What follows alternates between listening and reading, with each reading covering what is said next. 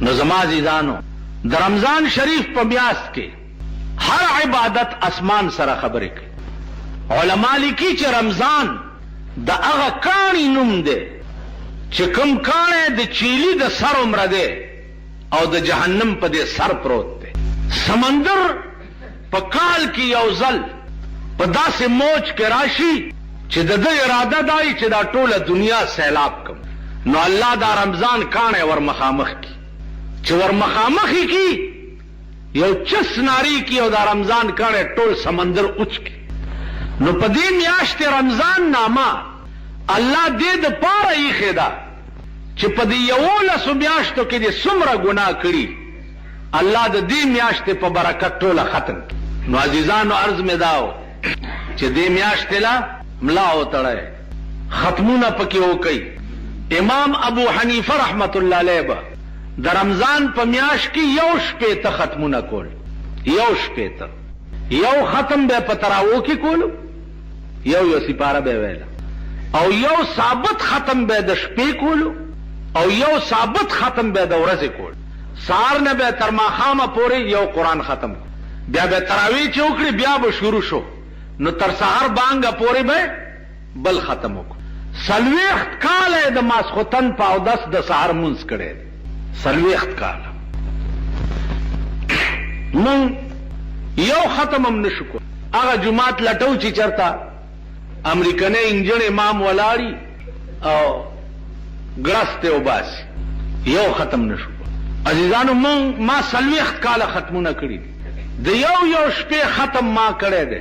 8 بجې ماسخوتن امنیت وتړلو، زمونږ یو استاد و خدای دې غریق رحمت کی هغه پسې، او د شپې چې 3:30 بجې شوې نو ورپسې ولاړو، چې 3:30 بجې شوې نو والضحا ته ورسول. پاو کم 10 سپارې په یو رکعت کې ویلې، ا باقی پاو په نورو رکعتونو کې وی. نو عزیزانو عرض داو چې په دغه ورځو کې د قرآن ختم یو په تراوو کې ډېر ضروری دی. امام حنبل رحمت الله علیه خدای په خوب کې ولیدو، نو تپوس یې وکړو چې یا الله ته په څه شي ډېر خوشحالېږي، ته په څه خوشحالېږي؟ لکه اوس ما نه ته تپوس وکړي چې ملا صاحب ته په څه خوشحالېږي؟ مولیانو طبیعت خو درته معلوم دی چې دی په څه ډېر خوشحالېږي که نه جي؟ نو داسې هر سړی د خپل شان مناسب په څه نه څه خو خوشحالېږي، خو بیا په دې نغدو که خیال وکړي هر سړی خوشحالېږي. نغدو زمونږ بیړه تباه کړه، زمونږ کورونه یې وران کړه، عمر له زمونږ کور جهنم کړو. عمر له د نغدو د پاره مونږ په ایس ګناه سرپه نه ده، په ایس ګناه د نغدو د پاره وګوره په دې ملک کې ګرځه. کم سړی چې پردی خویندې او پردی میندې او پردی لونه بل ته سپلای کوي د نغدو د پاره، دا خو عام شی دی. تاسو راشئ وګورئ نن د ملک د هوټلو ډک دی، ټول ملک هوټل شو. په دې هوټلو کې وګوره الکان سپلای کیږي د نغدو د پاره. هیروین چې د انسانیت دشمن شی دی هغه سپلای کیږي د نغدو د پاره. نو نن زمون عمر لا کور چې دغه جهنم شو، د جنت تمه مکوای، ما جنتونه نشته. زه چې په کومه زمانہ کې اوسېږم نو ما ته د ځان نواله تر خپنه شي تاسو پورې جنت منت نخکاری. یو لیوانه ما ته راغلی ویل بجلیګر ملا ته مالو تبر ور سره تبر د صادر نرويس ویل دا تبر ګوري په دې باندې کې مکه کدی د جنت نوم واغسته په دې تبر باندې کې مکه. زه ویری د ما بیړای هر کښه چرته لیوانه دي رښتیا ونه وي ویل په دې تبر مې ټول جنتونه مات کړ، جنت نشتا او نه خلکو ته د جنت تقریر وکي، او په دوزخ کې مې خصي خواله دي اور مې تازه کړی دی، خلک را تیاروا چې راځي. نو ماما جنتونه نشتا. تاسو په ایمان وای دي ځان ته وګورئ، مونږ د انسانیت دشمنان یو. مونږ یو محتاج چې وي محتاج او تا ته ودرېده، محتاج دی او تا ته ودرېده، او تا د هغه د احتیاج د لرې کولو د وس مطابق کوشش ونه کړو، ته به جنت ته ځې. روژه نیسه نو داسې به خر ته هم زه خوله وتړم ټوله ورځ به ګیا نه خوري.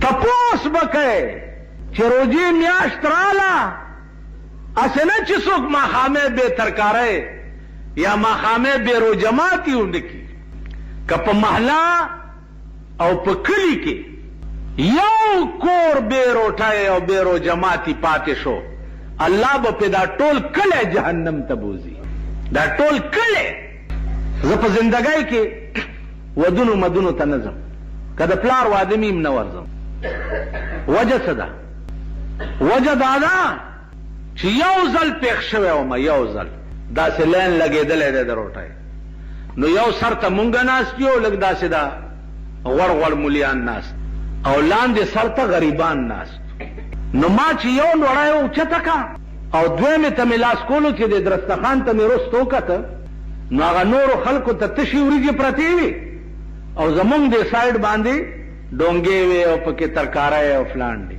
لاس مې ونی ولی جی نور څه راوړو مال نه بروټۍ ختمه شوه چې بار ووتو او واده والا ته مې وې چې تاسو خو جي سونه خوړم الله دې دغه کور روان که چې دا ته پکې اوسې ستا خدای بیخ بنیاد دغه پلار او نیکه وباس چا کم خوار او غریبو ناستو په یو درستخان هغې ته دې تشې وریجې ایښې وې او چې دا غوړ غوړ ناستو دې ته د ډونګو کې چرګان ایښي تا خدای تباه او برباد هغه ورځ ده او نن ورځ د دې ښار کې خنزیر اوسېږي چې په مخه راشي مخ رانه واړئ په 50 کاله کې ما دا کار کړی بیا مې وی چې رور او رکوای او د ماښام تا ځان له سره کړي چرګان ایښي دي او په مالت کې د چا خوټ کېدلې پیتیم نشته او نیولې د روژه ده په خدای به ټیپر خرڅی چې مار بچنی وی د خلیل تر کعبې دا کعبه بهتر ده د خلیل تر کعبې دا کعبه بهتر ده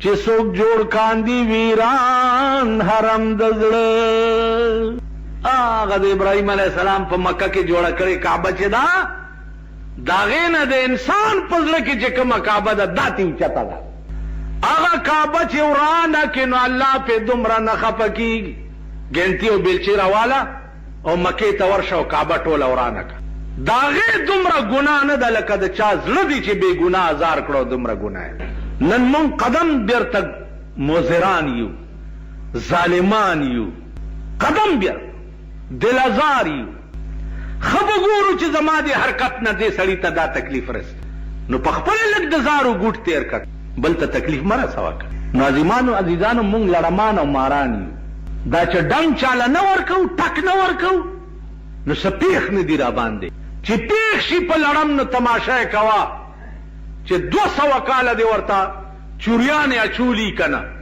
نو هم چې په لړم پېښ شي والله چې ټک دله درکړي نو تاسو مونږ لړمان یو تاسې لږ ډېر ښه یې وس هم نه رسي نو روجې سره دې څیزونو ته هم سوچ کوئ دې ته هم فکر کوئ پټ پټ پته لګوه په علاقه او ګاونډ کې چې اسې نه چې څوک چرته بیرو جماعتي پاتې نه پټ پټ پته لګوه کینی دغه روژه به بیا تا دپاره زولنی وي او ته به جهنم ته روان کړې نو الله دې توفیق درکړي مونږ نه مخکې چې کوم مسلمانان تیر شوي دي په خدای قسم چې د خپلې خولې نه به یې وویسته او بل له به یې ورکړه خپله به یې نهره شپه تېره کړه او بل له به یې ورکړه نهره اوس مونږ تاسو په ایمان ووایئ زه به داسې وکړم چې زه نهره شپه تېره کړم زه یې تاله درکړم نو خو زه اوس فراډ او دوکه یم که نه زما ژوند ټوله دوکه ده زما د اسلام دا نوم اخیستل چې دي دا ټوله دوکه ده اوس بېنظیر هم چغې وایي چې دا ملک به زه اسلامي مملکت جوړوم لکه خدای او قرآن ته وګوره په آرام کښېنه بس خلقو راوستې کښېنولې باچهي ده کوی د اسلام نوم څه لاړه او دا دومره بېهوده قوم دی چې د بېنظیرې په اسلام لفظ اخیستو باندې هم دي اوس بله ورځ یې د دې په جلسه کې چغې والی کېدې صاحبه نعره رسالت یا رسول الله نعره حیدری یا علی دا د دې په جلسه کې چغې والی کې دا تقریر خو بیا تاسو لیدلی نو چا څه یې وی او څه یې کول او څه حال و د قوم ورته څه کول نو اسلام زمونږ چې دی دا بالکل د دغه حدیث مصداق دی رسول الله صلی الله علیه وسلم فرمایلی دي چې د آخر زمانه اسلام چې دی د هر چا په خوله کې به وي د مرۍ نه به ښکته نه نو زمونږ اسلام صرف په خوله کې دی د مرۍ نه ښکته نه دی نو د خولې اسلام باندې به نه جنت ملاویږي او نه به خدای ملاویږي او نه به رسول ملاویږي د خولې په اسلام به هېڅ هم نه کېږي پاغه اسلام به ارس ملاویږي چا په زړه کې وي او زړونو نه زمونږ اسلام وته دی زمونږ زړونو کې اسلام نشته دا زه په دعوی سره وایم او که کوم یو لوی نه لوی میماندار او مسلمان او بزرگ او جنډه په ولاړه دا وایي چې زما زړه کې اسلام دی ما سره دې خبرې وکړي اول ورته ځان ثابتوم چې زما اسلام په خوله کې دی پړه کې نه دی او بیا په دته ثابتوم چې پلانې کار دی وګوره پلانې کار دی دا نه چې په ځان جنډې ودرولې دي او خلق ته نګیر چاپیری او لاسونه صفای د دوی ټول خوراک پلیت او مردار او حرام دی د جوارای پیسې په شکرانو کې دوی ته پیش کیږي د شرابو پیسې په شکرانو کې دوی ته پیش کیږي د هیروین پیسو زکات په شکرانه کې دوی ته پیش کیږي نو مونږ ټول مردار خواري مسله خدا ده چې د چا خېټه کې یو نوړای د حرام او پرتې داغه سلويخ پر دې مونږ نه کی یو نوړای او چې د چا ټوله خېټه د حرام وډکې نو منځونه ماما نشته هغه د لیونی کار دی په دې تبرودي کې مکم کا بیا دې د جنت نو مغسته نو دا غلیونی خبره مې په دې اړه لیکلې او دا شعر مې وې چې د خدای په لوی کرم بکیږي په عقل ګرانه د زما د آشنا مینا که د خدای مهرباني وي خو څه بیړه بم پار شي او که په عقل وي او په قانون وي نو قانون په ذات کې مونږ یو قانون به مونږ جنت لو ته نه پریدي په دې روزه کې خله قابو کوي څنګه روزه چې په خوراک سکاک ماتيږي دا سه روزه چې د بل د پاره کوې کني او د بل شیطانت کې او بل پسې بد وې په دې روزه ماتيږي زما په خبره پوهیږي د بعض ائمه دا مذهب دی چې د چا غیبت چې وکي په دې روزه ماتيږي نو غیبتونو نه ځان ساته امام حنبل خدای ته وی ته په څه خوشاليږي یا الله نو الله ورته چې حنبلا زما د خوشاله لوی شی چې د تلاوت القرآن دی څوک چې قرآن ډېر لولي زه په ډېر خوشالېږم په دې روزه کې چې اوسګار ټوله ورځ قرآن لولای الله دې توفیق درکړي باقي روزه په څه ماتېږي او په څه نه ماتېږي یو لویه خبره ده چې هغه دنیا په مصیبت گرفتاره ده او بل دا چې د روزې دا بعضې مسلې ګوره هر ملا پوهېږي نه هر چا نه تپوس هم مه کوئ دې دپاره خاص خلک او تپوس به د خاص خلقو نه کوي د علماء دیوبند دا فتوا ده او مولانا شبیر په دې کې مستقله رساله لیکلې ده چې په روزه کې سړی ستن وایي نو روزه پې نه ماتېږي ستنوال په مټ کې یا په پتون کې په دې روزه نه ماتېږي روزه په هر هغه شي ماتېږي چې هغه جوف د دماغو او جوف د خېټې ته معدې ته رسی په هغې روزه ماتېږي چې کوم هغه مستقر د جوف ته کوم شی نه رسی په هغې روزه نه ماتېږي د انجکشن دوایي په غوښه کې سرایت کوي او جوف د معدې ته هم نه رسی او جوف د دماغو ته هم نه رسی تاسو خیال راغی نو انجکشن والو باندې روزه نه ماتېږي دنیا مولیان به درته وایي دارو پکې دننه لاړه نو څنګه روزه ماته نه شو وایي نشته او که ډېرې تنګولې دې مرۍ نه ونیسئ او په وله کې وغورځوئ وای ملا سے پکې نشته په آرام کېنه بنیادی خبره ما تاسو ته عرض کړه چې په هیڅ انجکشن روزه نه ماتېږي دا تحقیق چې علماء دیوبند کولو او دا فتوا یې ورکوله نو د دنیا ډاکټران او ماهرین را جمع کړي او دا ریسرچ یې وکړو چې د ستنې دارو کم ځای ته ځي نو هغه تحقیق نه بعد بیا فتوا ورکړه چې اوس په دې روزه نه ماتېږي د دیوبند علماو چرې جوګت نه دی ویشته کته وای چې ستنې دارو دننه لاړه نو په روزه کې چې سړی ولامبي نو د ویښتو د بیخ کې سوری دی که نه دی د بدن د ویښتو بیخ کې سوري دي نو په دې سورو کې چې اوبه دننه بدن ته لاړې شي هم په کار دا دی چې روزه ماته شي سترګو کې دارو اچولو باندې روزه نه ماتېږي غوږ کې دارو اچولو باندې روزه ماتېږي ځکه د غوږ کنیکشن چې دی هغه د جوف د دماغو سره دی د سترګو کنیکشن ور سره نشته استنجا چې کوئ د لږ لوی او دسماتي ځای چې وینځئ نو ډېر به کولاو نه کښېنې که لاندې نه اوبه دننه لاړې نو د هغې تعلق هم جوف د معدې سره دی بیا هم پرې روزه ماتېږي خیال هم را بعضې سودایي غوندې سړی که نه بس خو لګیایي نو دې وجې نه دا د اود څه باتای چې دا اگر باتای دا اگر باته د ورځې بعضې دکانداران ځان ته لوګی کوي، د دې دا لوګی چې سپېږمو کې لاړ شي په دې هم روژه ماتېږي، ځکه چې د سپېږمو کې دارو اچولو سره روژه ماتېږي، د دې تعلق هم جوف د دماغو سره دی. سپېلني لوګی کول ځان ته هغه لوګي چې لاړ شي. اوس تاسو به دا وایي چې دا ښځې چې پخلی کوي او شنه لرګي وي او پوکي ورکوي او لوګی په پوزه کې ننوځي که نه، کټوای پخوي یا روټۍ پخوي، قربان د شریعت نشه. ښځې معاف کړي دي چې که ښځه روټۍ پخوي، روټۍ یا کټوای پخوي او د هغې په سپېږمو کې لوګي ننوته، نو روژه پې نه ماتېږي، ځکه هغه عذر دی. یا د بعضې ښځې میړه چې دی د کلنکار بچی، مالګه کمه ده او مالګه زیاته ده او مرچکی داسې دی او فلانې دی، او دا بعضې سړی بار ګیدړي کور کې ښځو له زمرۍ. خیر اوس ټول سړي ګیدړان دي که خیر، اوس ښځې زمرۍ دي، لاړئ د ممۍ بڼه یې کړئ. اوس ښځې به داسې سورۍ ګرځي لکه اسپې. هغه زمانې لاړې، وی وہ دن گئے جو خلیل خان فاختہ اڑایا کرتے تھے، چې ښځو به ستا حکم منلو، هغه زمانې لاړې. کلو کې غرونو کې بعضې سړی ناړي دی مالګه کمه زیاته باندې جګړه کوي. اسلام دا اجازت هم کړی دی چې د ماښامي په ټایم کې کټوای پخی ښځه، نو هغې ته لږ سکل هم په ژبه روا دي، خو بیا به یې زر توکي چې مالګه ترې کمه زیاته نه شي، سکل هم ورته روا دي. تاسو خیال راغی؟ نو تکلیف مالا یطاق په اسلام کې نشته. کم شی چې ستا د وس نه بار دی هغه اسلام پتا ضروری کړی نه دی. یو سړی دی داسې بیمار شو، 104 105 106 ټمپریچر دی او هغه ډاون کیږي نه بې د دوایانو نه. اوس ملیان ورته وایي چې نه تر هغې به روژه نه ماتېږي تر څو ځمکه او اسمان پېژنې. نو په ایمان یې وایه چې دی ځمکه او اسمان پېژندل پرېږدي، نو دی به مړي که ژوندی به خو مړ به که نه، چې ځمکه او اسمان پېژنې تر هغې روژه مه ماتوه. نه نه، ایماندار او نیک ډاکټر چې خپله روژهدار وي او هغه درته وایي چې بچیا که روژه دې ماته نه کړه نو نور خرابېږي، نو د هغه په وینا به ټیک روژه ماته کړي چې جوړ شي، روژې نه پس به دا روژه بیا ونیسي. تاسو خیال را چې ځمکې او اسمان پېژنې او ځمکې او اسمان فرق کولی شي نو روژه به نه خورې. دا هم زمونږ د بې علمۍ خبرې دي عزیزانو، دې ته به هم لږ سوچ کوئ.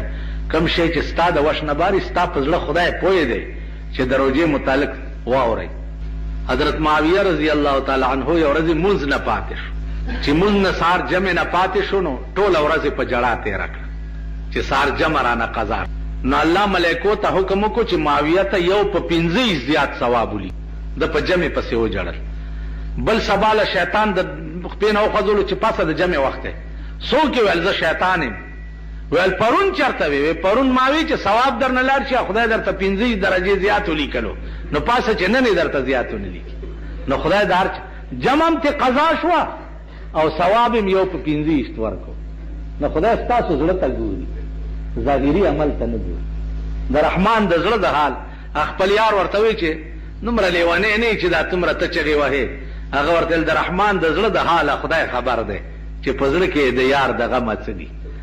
ستا پړه کې چې د خدای د وجې څه شي که نه، او خدای د پاره دې کومه مینه وي، قسم په خدای چې ټوله روژه وخورې که نه هم به خدای اجر در کوي، خو چې درد دې پړه کې وي. عام طور باندې زمونږ په دې ملک کې که تاسو خیال وکئ، بلکې نه زمونږ په ملک کې په تمام عرب ممالکو کې، خاص طور باندې په مکه معظمه کې او په مدینه منوره کې 20 رکعاته تراویح. بعض حضرات تی زمونږ په دې ملک کې یا نور ملکونو کې چې هغې 8 رکعاته تراویح. منشا د اختلاف څه شی ده؟ اسې په خبرو خو به پوهېږئ، امید دی پوه خلق یې، ځکه چې ټول عمر الیکشن هم کړي دي. دا لیډر مزاج خلق چې په خبره ډېر ښه پوهېږي. د جناب رسول الله صلی الله علیه وسلم نه تراویح په جمع باندې صرف 3 شپې منقول دي. روایات د تراویح چې دي هغه د 8 رکعاتم شته او د 20 شته او د 40 شته. لن درته وایم چې 3 شپې رسول الله صلی الله علیه وسلم تراویح صحابه او ته په جمع وکړي او په 4مه شپه صحابه په انتظار ناستو او حضور علیہ السلام ورته راونوت.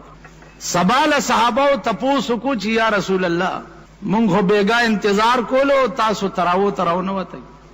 حضور علیہ السلام فرمایل چې کنن شپم زراوته وي نو دا تراوی به په تاسو فرض شوه، ځکه چې د پیغمبر دوام په یو عمل باندې دا موجب د فرضیت. نو زم بیگا ذکر او نوتم چې دا تراوی په تاسو سنت پاتی شي او فرض در باندې نشي. ما په خبره پوه شوي. بل خبره دا ده چې د حضور علیہ السلام دور خو په دې رنگ باندې تیر شي. د ابوبکر صدیق رضی الله تعالی عنه دور خلافت شو، هغه هم په دې رنگ باندې. د عمر فاروق په دور کې چې روزه رااله نو صحابه ټول په مسجد نبوي کې جمع شو او عمر فاروق انتخاب د هغه امام وکړو چې چاته قرآن ډیر یاد، هغه د مخکې شي او 60 رکعاته تراویح دی. د عمر فاروق تمام دور خلافت چې دی هغه په 60 رکعاتو تراویح باندې تیر شي. اوس زمونږ په دې ملک کې کم حضرات چې د 8 رکعاتو قائل دي نو هغه داوي چې د پیغمبر عمل د 8 رکعاتو او دا د 60 عمل چې دی دا د عمر فاروق. اوس عزیزانو دا علمی خبره ده چې قول او فعل د صحابي دا په باب د مالا یو قلو کې محمول وی په سما باندې. صحابي چره د ځانه کار نه کوي، چره ځکه چې صحابه ټول معیار د حق دي.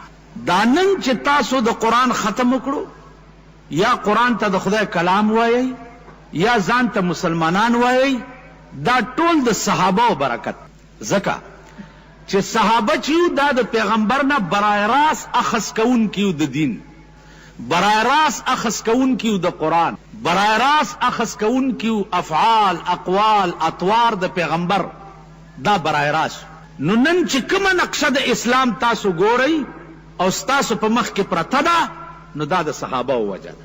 که دا ثابت شي چې صحابه هم په منځ کې خیانت کون کیو یا صحابه هم په منځ کې غدارانو، نو بیا تا ما سره چې کوم اسلام دی د دې څه ګارنټي کېدی شي چې دا صحیح هغه اسلام دی چې کوم پیغمبر ویل کېدی شي؟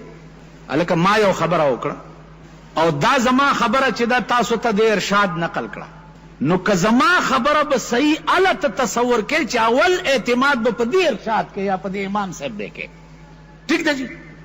په دې مولانا روح الامین به ته اعتماد کې چې دا دې چې څه وایي بجلیګر ملا هم دا ویلی دي، او که ته ووایې چې دا غدار دی نو زما خبرې څه ګارنټي شته چې دا به صحیح تاسو ته نقل کړي؟ کېدای شي د پکې د ځانه څه ګډوډ کړي. زما په خبره پوهېږي؟ که صحابه په منځ کې خائنان او غداران تصور کړي شي نو بیا ستا او زما منځ کې چې کوم اسلام پروت دی د دې هېڅ ګارنټي نشته چې دا همغه اسلام دی چې کوم د اسمان نه راغلی او جناب رسول الله صلی الله علیه وسلم دنیا ته پیش کړی. نو صحابه الصحابه كلهم عدول، صحابه چې دي دا ټول عادلان دي او صحابه معیار د حق دي. دا ما ویلي، دا زما خبره نه ده، دا د پیغمبر سردار کونین خبره ده. فرمایي چې اصحابی کالنجوم بأیهم اقتدیتم اهتدیتم، زما صحابه پسان د ستورو دي، هر یو پسیم چې اقتدا وکړه دغه صحیح لار. تاسو خیال راغی؟ نو صحابه چې دي دا معیار د حق. زمونږ دا ایمان دی چې پیغمبر نه پاتې شوی دین صحابه، تابعین، تبع تابعین، ائمه مجتهدین، ائمه مفسرین، علماء کرام، دا مغه رنگ دی چې کوم اسمان نه نازلو نو صحیح تر مونږ پورې د دې خلقو په واسطه را رسېدل. نو اول به دا ایمان ګڼئ چې صحابه چې دي دا معیار د حق. ځان نه به د شیعګانو وروڼه نه جوړوئ. شیعه او زمونږ منځ کې څه اختلاف دی؟ شیعګان وایي چې د حضور نه رستو خلافت حق د حضرت علی او ابوبکر صدیق واغستو، نو په دې زمونږ او د هغې جګړه ده. نو زما ورسره جګړه نه کوم، او زه ورته دا وایم چې تاسو په ایمان ووایئ چې کوم سړی په کور کې خپلې ښځې سره فیصله نشي کولی، خپل زوی سره نشي کولی، خپل لور سره نشي کولی، هغه دا حق لري چې نن نه 1400 کاله وروستو د صحابو فیصلې وکړي. هلکه خوار شي ستا ښځه یې رڼه ګډه ده ټوله ورځ بار ګرځي، پاغه باندې د صاحب قابو ناراضي او داغه سره فیصله نشي کوله. ته نن نسور لسو کال رستو لاړې د ابوبکر او د عمر او د عثمان او د علي فیصله تکه داغه د فیصله حق د چا دی؟ سردار کونین فرمای انما انا لکم مثل الوالد لولده. اے صحابه ز تاسو د پاره په مثال د پلارم لکه پلار چې د پاره د بچوي. نو د زامنو منځ کې اختلاف چې دی داغه د فیصله حق د پلار زیات دی که د پردي سړي زیات دی؟ ٹھیک ده. صحابه منځ کې کڅ اختلاف پېښ شوی وو نو هغه حق د فیصله د جناب رسول الله صلی الله علیه وسلم دی، هغه حق د فیصله ستاسو زمانه دی. پاتې شو دا چې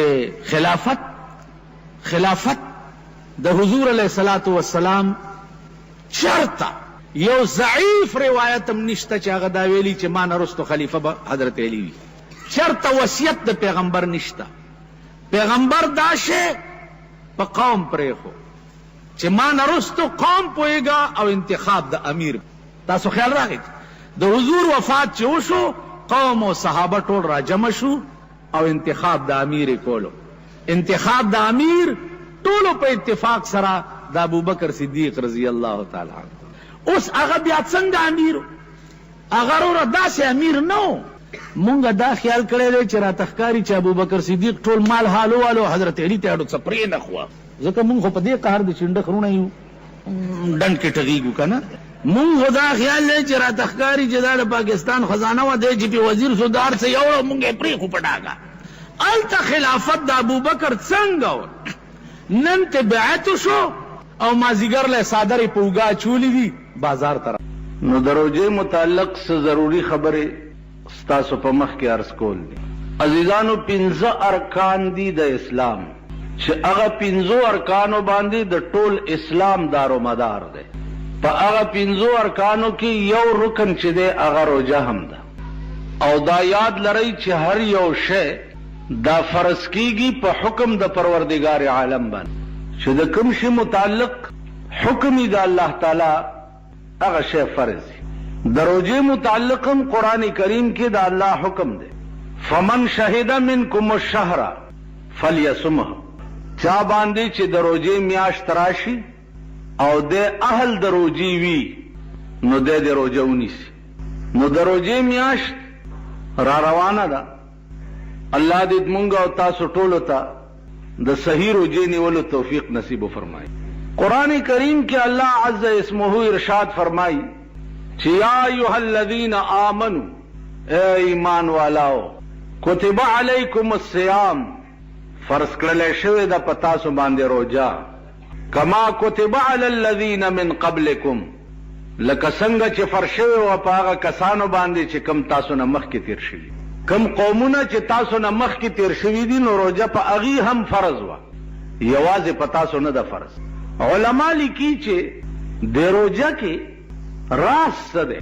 آخر خدای پاک ته څه په لاس راځي چې د سحر نه واله تر ماښامه پورې خلق د لوږې او د تندې نه مړه کړي. ما په خبره پوهېږئ؟ ځکه چې الله ته پته ده چې کوم خلق روژه نیسي او کوم یې نه نیسي.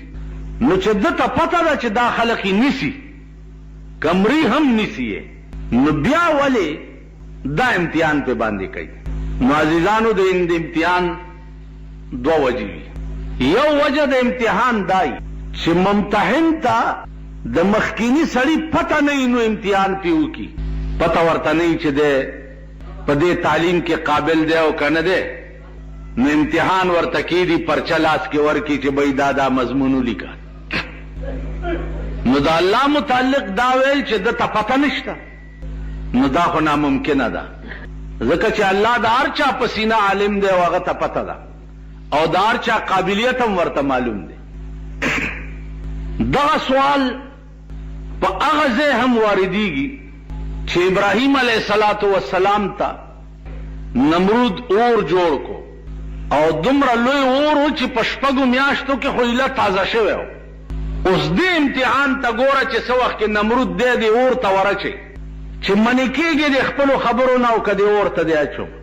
ابراهیم علیه السلام ورته وفرمایل چې منې کېږم خو نه ورچو.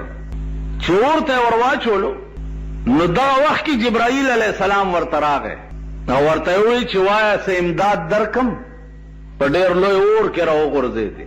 نو ابراهیم علیه السلام ورته وفرمایل چې نمرود څوک دی چې ما په اور کې واچوي؟ چا چې اچولی یم هغه پوهېږي او امداد یې پوهېږي. نو یو بله د خوند خبره درته عرض کم. رسول الله صلی الله علیه وسلم چې معراج ته تلو نو د معراج په شپه باندې سدرة المنتهی کې جبرائیل ورته وایي چې دې ځای نه زه مخکې نشم تلی.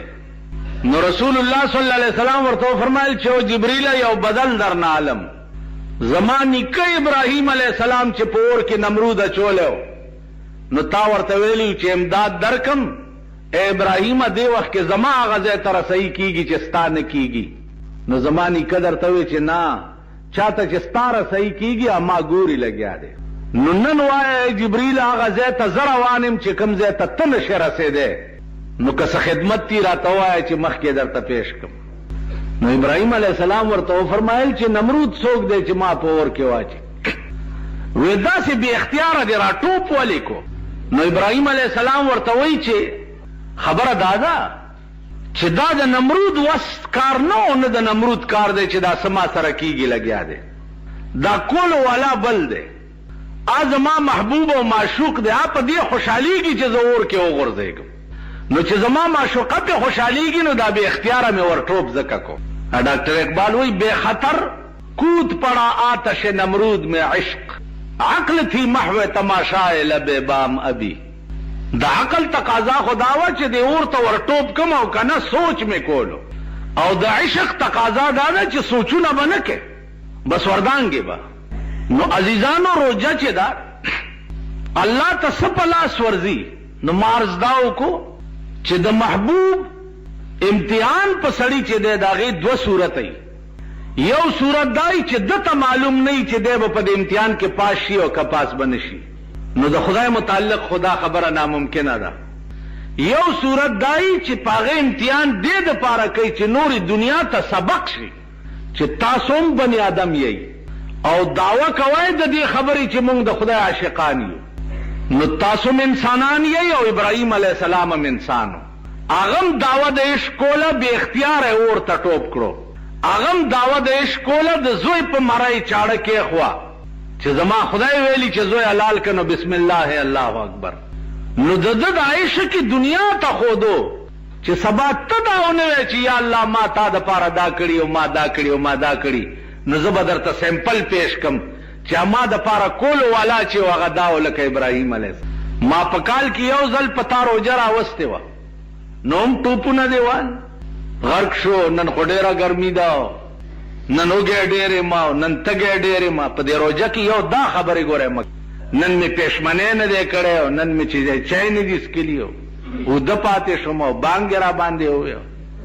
ټوله ورځ که تاسو خیال وکړئ مونږ دا خبرې کوو دا به نه په خدای قسم چې دا روژه چې فرض شوه نو په هغه وخت کې غوښې چرته وې دا سبزیانې چې دا تاسو نن خورئ دا چرته وې یو کدو به هغه به هم ډېر په مشکله پیدا کېد او چې پیدا به شو نو رسول الله صلی الله علیه وسلم کدو لګیا دی پرې کوي نری نری پرې کوي. یا جی دومره نری ولې پرې کوئ؟ وایي دومره نری ځکه پرې کوم چې یوازې زه نه یم چې لږه ښوروا پکې وکړو چې د ګاونډیانو ته هم لږه لږه ورو. د رسول الله صلی الله علیه وسلم ترکاري به چې وه نو هغه به چې پاو شی و نو پکې دړی اوبه به وې. تالی چې و د هغه د لرګي جوړو نو هغه یو تالی دومره لویو چې څلورو کسو به اوچتولو. څلور کسئ چې اوچتئ اندازه وکئ د دې نیم جومات هومره تالی به وي نو هله به څلور کسه اوچتئ. نو دا دومره لوی تالی دې دپاره جوړ کړی و چې مونږ چې روټۍ خورو هسې نه چې چېرته غلام یا مریی یا مزدور دا رانه بار پاتې نه شي چې هم په دې تالي کې روټۍ وخورو. د جناب رسول الله صلی الله علیه وسلم عادت مبارک دا و چې یوازې به روټۍ نه خوړه څومره ملګري غلامان خادمان مریونه دا ټول به ځان سره په یو تالي کې د دواړو کونو بادشاه دی او په روټۍ ورسره مریونه او خادمان ناست. نن چې د دوانو افسرین هغه نوکر ځان سره کېنئ یا ډرایور ځان سره په روټۍ کېنئ یا خدمتګار ځان تو بستغفار او بیا لا چې خان نوابي په دې پاکستان کې وګورئ دا پاکستان به خدای غر کوي نه په دې هفته کې وګوره په ټول پاکستان غلې وورېدې، شلګونه کسان پکې مړ شو. یو علاقه داسې نه ده چې غلې پې نه ده ورېدلې. نو پرون مې چاته وی غلې لا څه کوي، اوس د آسماني د بل قهر انتظار کوئ چې کم قهر به در باندې ورېږي، کم افت به در باندې ورېږي. پخوا خو به دا و چې ښځه به ګډېده او سړو به یې تماشه کوله، اوس سړي ګډېږي او ښځه یې تماشه کوي. په شرمونو دا ملک و شرمېږه چې شرمېدلی به څه شرمېږي. پخوا به ښځه ګډېده او سړي به یې تماشې ته ناست. کم سړي به چې ښځې ته چیلم ډکوله بړواګان به یې ورته وي، او یا بړواګانو ته به یې چیلم ډکولو، مونږ به هغې پورې خندل چې او بې غیرته ته څنګه پښتون ځان ته وی. خدای دې بې خوباسه ته بړواګانو ته چیلم ډکې. مونږ هلکوالي زمانه کې به دا ډېر تعجب ګڼلی کې. اوس ټول ملک ګډېږي، هر سړی کنجر او ډم دی. دا مونږ ګیرو والا چې نه ګډېږو، لږ دا سډیله میلم په مخ ولاړه دې نه شرمېږو که نه مونږ د ټولو نه زیات. تاسو وکته بله ورځ د قوم ګډه، بیا د قوم د ملک د اسمبلی ممبران ګډېږي. نو چې د کوم ملک پارلیمنٹ کنجر وي، د هغه ملک انجام بڅوي او د هغه ملک حال بڅوي. تاسو به نورې د ځان تماشې کوئ. نو عرض مې دا و چې روجه په دې ملک کې هم غریبو ته راغلې ده، سرمایدار روجې نه نیسي. پیغمبر فرمایلی دی الاسلام بدأ غریبا وسيعود كما بدأ فتوبى للغرباء. اسلام په ابتدا کې یو ناشنا شی و، چا نه پیژندو، او زر دی چې بیا به ناشنا شي، څوک به نه پیژني. فتوبى للغرباء، خوشحالی دی وی د غریبانو خلقو د پاره. خو زه د پاکستان غریبان هم چې دی په دې حدیث لاندې نه ګڼم. پاکستان غریبان دي، خدای په خړ سیلاب یوړي. څومره ډمتوب او کنجرتوب چې نن د غریب په دماغ کې دی، دومره د سرمایه‌دارو نه دی. تاسو ورشئ کابلای ته مازیګر ټایم کې وګورئ، کل هم به پکې دا د غریبان او سټمارې او د شاخه تاخه زامن دا به ګورئ. د ورځې به پالشونه کوي، د ورځې به مزدورۍ کوي، او مازیګر کې به سینما کې ګورئ.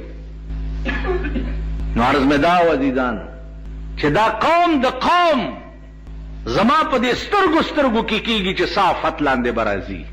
اوس په دې به خدای عالمي چې صافت به پې نازلې. بهر تقدیر روجه الله فرض کړې دې دپاره ده چې دنیا ته وښئ، بیا خاص کر ملایکو ته وښئ چې تاسو وګورئ. دا تاسو ویلیو چې بنی آدم مه پیدا کوه، دوی به څه چل کوي؟ پردی وینې به تویئ، پردی کورونه به ورانئ. مونږ ډېر یو ستا عبادت دپاره. اوس وګورئ زما په بندګانو زما امتحان دی. سهار نه تر ماښامه پورې 14 ګنټې ما دپاره لوږه او تنده تېروي که نه تېروي. نو ستاسو په روجه باندې به الله د ټول کائنات په ملایکو کې فخر کوي، په تاسو به فخر کوي. حدیث کې راځي چې د قیامت په ورځ جنت ته چې خلق ننوځي، یو دروازه ده، د هغې ریان نامه ده. ریان دروازه به خاص کر روجهدارو ته آواز کوي چې تاسو زما په دې لار جنت ته ننوځئ. نو زما عزیزانو په دې نعمتونو کې چې دا د شپې تاسو خوړلي او دومره وخورئ چې بیا بل ماښام له مو مړه نه کېږي.